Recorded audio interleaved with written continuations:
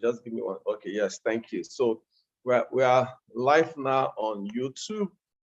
So thank you. So today is week 5 since we started this series, which is using God's word and applying it to our everyday example. We focus more on leadership.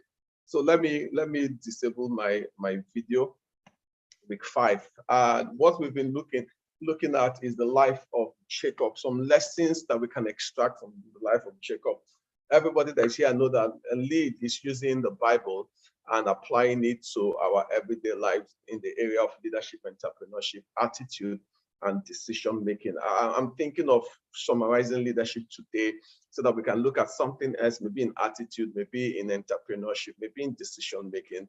But let's see how God will lead us. So Jacob has been our main character, and there's so much to learn from the life of Jacob. I remember I once told my wife that if you ask me to teach leadership, Jacob will not be the first character I will use. David or Joseph would have been one of the characters that I'll definitely use until God opened my eyes to see that there are a lot of lessons to learn from Jacob's journey. And these 3 verses are the verses that we've spent the last 5 weeks on.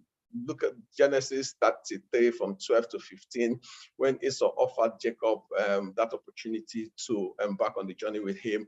And Jacob said to him in verse 13, "My Lord knows that the children are weak, and the flock and the herds which are with me, which are nursing are with me. And if the men should drive them hard, one day all the flock will die." Our focus today will be on verse 13. And that says, "Please let my Lord go on before his servant. I will lead at a pace that the children are able to go." So that's what we focused on over the last 4 weeks. I will lead on slowly at a pace which they are able to enjoy. And we've covered a lot of things about leadership. We talked about leadership as recognizing the state of your people or the state of the nation, recognizing the needs, and as a result of that, leading at the right pace. Last week, we looked at what does it mean to lead at the right pace?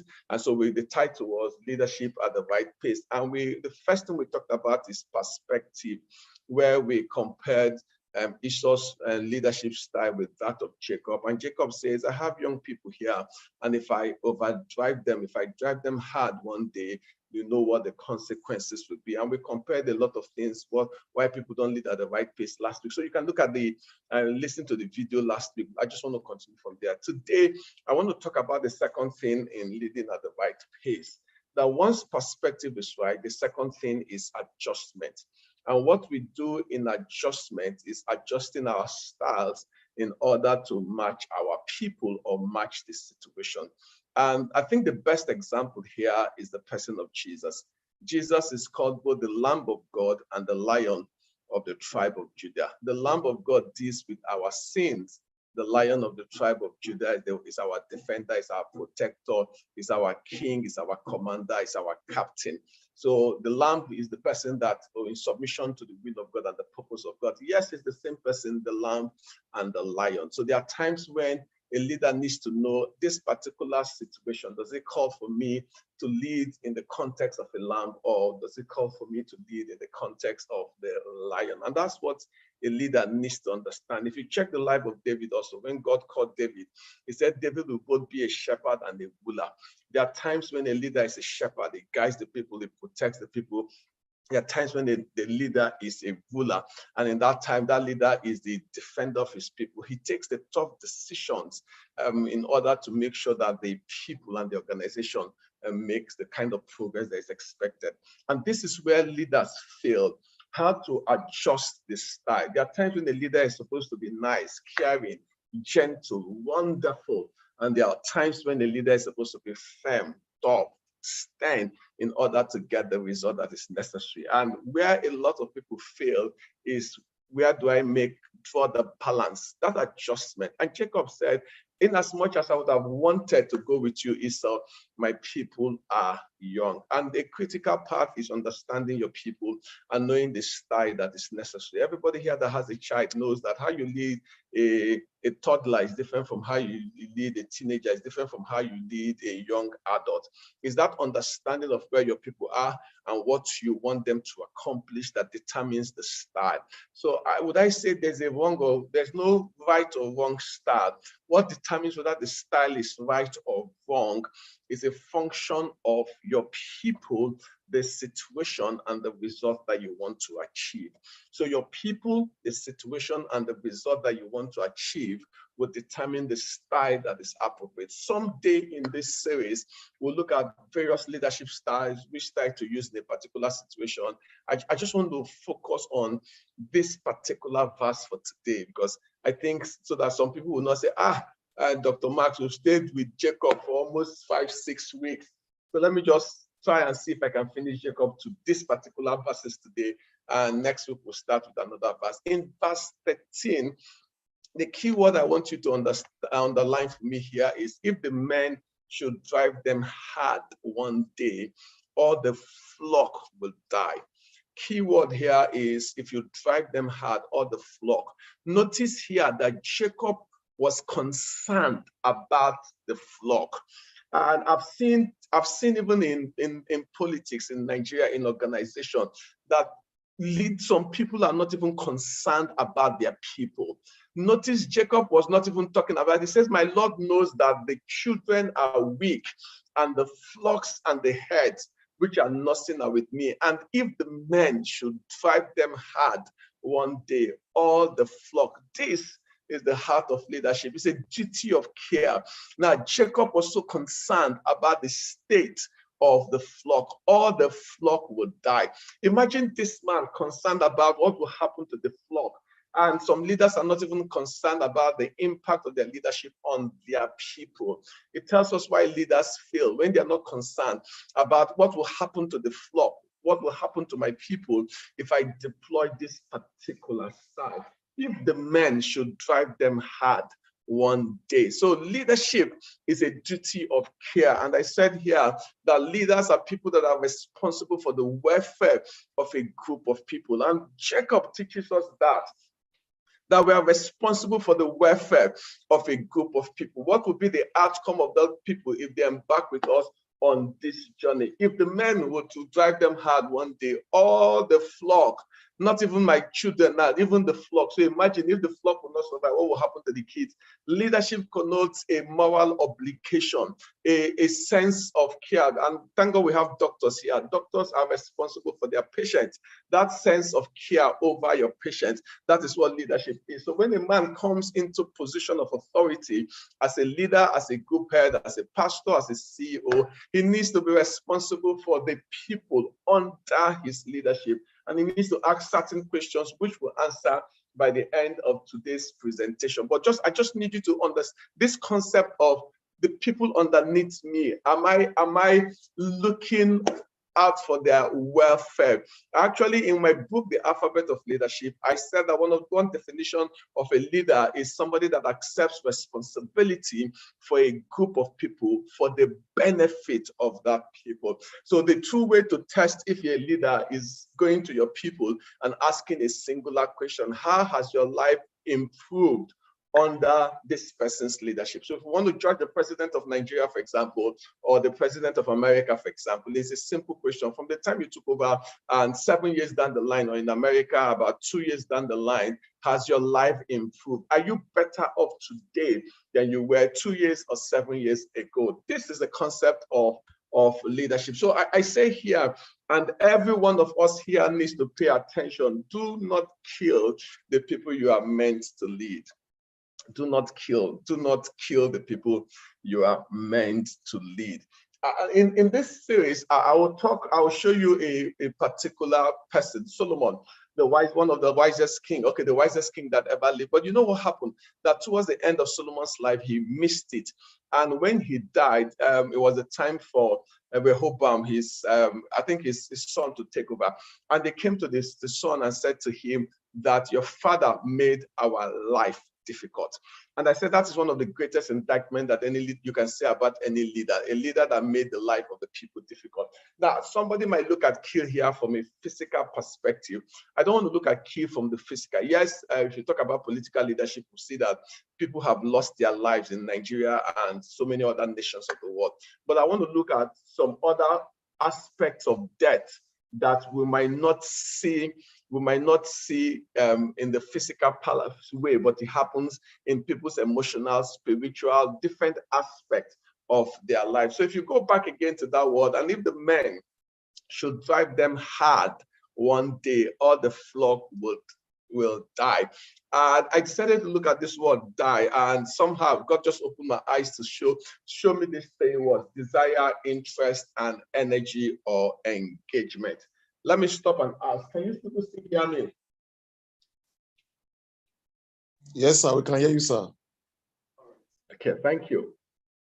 So if you use the word die now and look beyond just physical death and look at it from the emotional perspective or even the spiritual perspective, you will see three words: desire, interest, and energy or engagement. And it says if you drive them hard one day, all the flock will die. And some of us here, there are certain leaders that we have followed, and guess what has happened to us? The desire, the energy, the interest concerning that journey began to wane over time. And some people have left the faith. The reason why they left the faith is because of the kind of leader that they followed. And from this particular verse, I want to bring a concept of leadership. So what happens when desire, interest, and energy dies? We see certain symptoms. We see from an organizational perspective, low morale or low commitment. That's what happens on the internal. People are no longer excited about the journey. What happens in the external? What you see is low productivity and high turnover. Every time you see this happening in an organization where there's low productivity, there's high turnover, or there's low morale and low commitment, you know that something is wrong with the leadership style of that leader. You know that death is happening on the inside. Desire, interest, and energy somehow is gradually dying. Every time you see this is the manifestation of all the flocks would die. Because once people are no longer interested in the journey, morale, commitment, then you now begin to see the productivity and the turnover parts. And this is what happens to a lot of us. Productivity and high turnover is usually at the end, but morale and commitment is at the beginning. When morale is slow, people will no longer be committed, and productivity is what happens at the end of the day. So a leader has to manage the energy of his people. I think Peter Drucker actually said that one of the primary responsibilities of a leader is about managing his own energy and the energy of your people. Because it's energy that you need to do anything great in life. It's energy that you need. Even a woman that is pregnant needs energy to push. So that vision that you have, the vision of greatness, the vision to take over the market, the vision to launch a new product, the vision to start a new branch, whatever it is, requires energy from your people to get it done. And if their energy begins to die, it means that what you see is that your dream will not come to pass. So this is one definition I want us to hold at the back of our minds, that one of the primary responsibilities of leadership from that word die is to create and sustain people's desire, interest, and energy for and doing the journey. Hello? Yes, sir. Well, yes, sir, we can hear you. Am I communicating? Yes, sir, you are. Yeah. Thank you. I just want to be sure that you're following me. You understand that one of the primary responsibilities of a leader is to create that desire, interest, and energy for and doing the journey. You know, the for is the beginning part, when desire, interest, and energy, when people are so excited. But we all know that if you don't manage that excitement, what happens is that people sign up at the beginning with so much excitement, and 2 years down the line, in fact, 2 years is even long, 1 year down the line, 6 months down the line, that energy is gone. A classic example is marriage. The day that people are getting married, all the dancing, the rejoicing, the excitement is like 10/10. So somebody has that desire. You've created that desire, that interest, the energy for the journey. But we all know what happens in marriages, and a lot of marriages, is that some marriages doesn't even make it do not even make it to the end of one year. So what happened to that desire and energy that was created at the beginning? Simply because somewhere along the journey, that desire, energy, and interest just dissipated, died, and that journey ended. So leadership is about creating and sustaining desire, interest, and energy over the long haul. And how do leaders do this? There's so many ways that leaders do this, so many ways, but for time's sake, I think I want to focus on just two for time's sake. So how do you create that desire for the journey? I call it here the concept of a compelling vision. A compelling vision is, so where are we headed? That is, and what is in it for me? That's a compelling vision. A compelling vision must be clear about the destination and must also be clear about the benefits. So why would I give up something today for tomorrow if the tomorrow is not better than today? And this is a compelling vision. And what some leaders fail to understand, that every time you call people to follow you on a journey, they're giving up something. And the question they're asking themselves is, the things I am giving up for this journey that you want me to embark with you on, is there something in it for me? Jesus saw some fishermen and said, follow me. What Jesus said is give up your fishing, but he says, in exchange for giving up something, I would make you fishers of men. So there's something bigger than fishing for fish, in quote. Then if you follow me, I will make you fishers of men. And this is the first part. That was a compelling vision. Jesus painted a vision of the future and what they stand to gain in embarking on that journey. I know sometimes as spiritual people, we tell people just serve God. Yes, it doesn't matter what you get from God. It's fantastic, it's amazing. But if you look at it, most times, everything about our Christianity is because there's something better than where we are. So Jesus came to give us a better life. I have come that you might have life and have it more abundantly. Christianity is about creating a compelling vision. And that vision is what is possible in God. That vision is there's something bigger and better than what you experience. Whether if you're struggling with addiction, there's freedom. If you have sickness, there's healing. If you need help, God can provide this, an ever-present help. So if we don't paint that vision of where are we headed and what is in it for them, there will not be any desire to embark with you on a journey. Imagine this: somebody comes to you and says, I want you to follow me to visit a friend. I said, what's the problem? He says, my friend is owing me 10 million naira and I want you to help me so that we can collect the 10 million naira. I can do that for you as a friend. I can follow you so that we can. So I asked, and he now says to you that if I get that 10 million naira, there's this new car that I want to buy. In my mind, at the back of my mind, oh, so you want to use me to accomplish this goal because of your own personal benefit. But if there's something like, if you embark with me on this journey, there's this benefit. I know there are times to do things for friends for just altruistic purposes. There's no benefit coming to it because of there's a relationship. But the human being most times will like to give up something in exchange for something better. And this is what leaders do. The picture of a better future, of where are we headed and what is in it. For me, benefits must be clear. What would I gain if I embark with you on this journey? What I've seen in a lot of ministries and organizations is that we are using people to accomplish our goals, and we are not interested in the welfare of the people that we've used to accomplish our goals. That's a classic example of what happens in politics. During politics, people will beg you for their votes, but as soon as they become president and governors, you don't even have access to those people any longer. The people that were in inverted comma a non-entity, average people, all of a sudden they come into wealth, and you see them living fat at the expense of the people that they're meant to lead. This is the starting point, creating a compelling vision. The second, I say, so how do we sustain it? There are different ways a leader sustains this, but because of what I'm saying, I want to talk about the leadership styles, how you lead in that process. Someday I will show you the 7 P's why people follow, but I just want to keep this simple today. The leadership style. So now that we're embarking on this journey, we've started the journey, how the leader leads will determine whether that energy will still be there. So a classic example, when I teach in the in the workplace. I said to people, let's take the marriage example. That when people are starting out a marriage, where would you put their energy?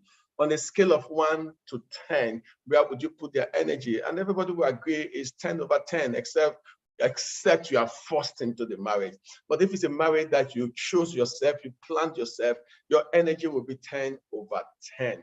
Then I asked them the second question, and the second question is 6 months down the line, where will be people's energy? 2 years down the line, and the general conclusion, even in the workplace, is that when people join 6 months down the line, 1 year down the line, 2 years down the line, is that the energy level falls from 10 over 10 to somewhere between 5, 6. Sometimes some people will give me 3 over 10. And I said, if the energy started at 10 and right now it's a 4, it means that there's something happening in that relationship that has killed that particular energy. And a big part of that is how they interact with each other, the interactions in that particular organization, which I'll call the leadership style. So 2 things that are important here. Number 1 is the compelling vision. Number 2 is the style, how you lead, and it will determine whether energy will still be at a 10 or not. So this, you can this video and the rest, you can actually find them on YouTube.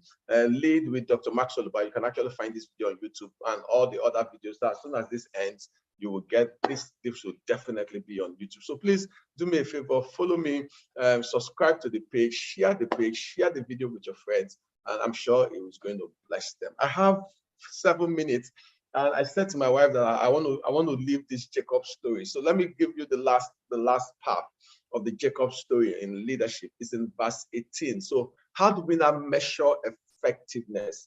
And Jacob teaches us that. Genesis 33:18, Jacob teaches us that. In verse 18, it says, then Jacob came safely to the city of Shechem. Remember, 12, 13, 14 was the journey. And in verse 18, he came safely. So if I ask you this evening, how do you measure effectiveness? What would you say? If I ask anybody, how do you measure effectiveness? What would you say? For Jacob, tell me from this verse, how do you measure effectiveness? Just one person. There are no right or wrong answers. Sir, it got to the end safely. Oh, thank you, Obidina. It got to the end safely. Safely. Yes, sir. Yes, I think the key word, thank you. Yes, thank you, Dr. Tolu. I see that. Exactly. The key word there is that word safely. That's the key word. The key word is that he got to the end safely. And based on this particular word, there are 3 things I want to leave with you here. And for me, these 3 determines leadership effectiveness. Every time you talk about effectiveness in leadership, these 3 things must be in place. And the 3 things are, number 1, physical. Did we get to the end safely? Did the organization, and for an organization, that word safely or safety will represent your result. The goals that we set, did we get there when we're supposed to get there? That's the first thing. They got to the end, and Jacob came safely. And in that safety, notice here that Jacob did not lose any. Apostle John says that you should take care of the things that have been entrusted to you so that you don't lose any. Jesus said that all that you've given me, I have not lost any except the son of perdition. And this is the key word of safely. Are the people that we started this journey with, did we get to the end of that journey safely with those people? That's the first point. So that first point deals with safety. Physical, did we get to the end? The second in that process is that in the process of getting to that, going to your destination, did the people enjoy the journey? So I call this emotional safety. You know, there are times also you enter a bus or you enter a plane and there's turbulence, or the driver is just driving as somebody that is drunk. You know, you'll be praying in your mind, God, let's just get to the end safely. Even when you get to the end safely, you tell yourself that I didn't enjoy this particular journey. So physical safety is one, emotional is another, and that's the experience, the kind of experience you are creating. Ask yourself this question: if they have a choice, would they want to go on this journey again with you? That's the question that every leader needs to ask. Every leader needs to ask. If they have a choice, do they want to go on this journey with you a second time or a third time? That's emotional safety. And the third part of safety is what I call spiritual maturity. In the process of embarking with you on this journey, are they growing or are they developing? Are you growing and developing your people in the process? And if you take this with the person of Jesus, you see that emotional, physical, you understand, and spiritual. He was growing and developing them. He was sending them, he sent them out 2 by 2. He sent the 12, he sent the 70. That's the third part. Leaders do not create dependent followers. In the process of getting to destination, what leaders do is that they turn their followers to leaders so that they can hand over the baton to the next generation. These are the 3 tests of leadership from Jacob. Physical safety, did we get to the destination? Did we accomplish our goals? Emotional safety is, did they enjoy the journey? Would they want to do this again with you? And spiritual safety is, are people growing or maturing as they walk with you? So that's the big thing. So for me as a pastor, the size of the crowd is important, but not more important is the growth that is happening in the lives of my people. If my people are still dependent on me after so many years, I've not led them well. Because what will happen is that your people should not be dependent on you even from the beginning, but you know what I mean? Your people should actually be dependent on God. Your role as a pastor is to grow people to the extent that your role becomes irrelevant in their lives. That is what it is. But I see a lot of ministry that our Papa says, our GO says, I see this. I still see a lot of dependent followers in Christianity. And this is what happens when the man falls, for example, the faith of those people are destroyed because they are still dependent on the man. Or if the man prays for them and they don't get results, they become bitter because in their mind, it is the man that is the source. So they've not gotten to that point of spiritual maturity. These, for me, are the 3 lessons that Jacob teaches us. That did we get safety, physical, to our destination, emotional, the people enjoy the journey, would they want to do this again with us? And thirdly, spiritual maturity, can they live their lives independent of us? This is the true test of leadership. So on that note, is 28 minutes after 8 o'clock Nigerian time. I know 1 or 2 persons are from America and Canada on the call, so Nigerian time. I need to stop at this point. I need to stop at this point. So I'd like to, not end the meeting, cancel. I'm supposed to stop.